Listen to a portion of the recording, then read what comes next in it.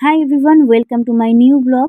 তো এটা হচ্ছে ব্যারাকপুর এনসিসি ক্লাবের খাদ্য মেলা, যেখানে আমরা এসেছি এখন। এখানে বহু স্টল বসেছে, আর আমরা এখন যে স্টলটার মধ্যে রয়েছি এটা হচ্ছে বিভিন্ন রকমের সি ফুড এবং মাংসের।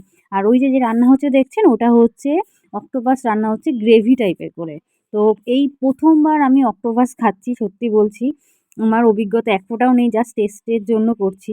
তো এই দেখুন, প্রচণ্ড পরিমাণে ভিড় হয়েছে, আর বিভিন্ন রকম খাবার স্টল রয়েছে। নিত্য নতুন বিভিন্ন রকম খাবার, মিষ্টি, পিঠা সমস্ত কিছু রয়েছে। আর সামনে একজন দেখছেন গায়িকা গান গাইছে। আমি ঠিক ওনার নাম জানি না, কিন্তু খুব ভালো গান গাইছে। আর ভীষণ, ভীষণ ভিড় হয়েছে। তোমরা যারা আসোনি তারা শিগগিরই চলে আসো। আর এইখানে এটা দেখছো অক্টোপাসের বারবিকিউ হচ্ছে। তো প্রথমবার যেহেতু টেস্ট করতে যাচ্ছি, তো বারবিকিউয়ে আমি দিকে যাইনি। কারণ খেতে পারবো কি পারবো না জানি না। তার জন্য ওই গ্রেভি মতন যেটা রান্না করে দেবে সেটাই নিয়েছি।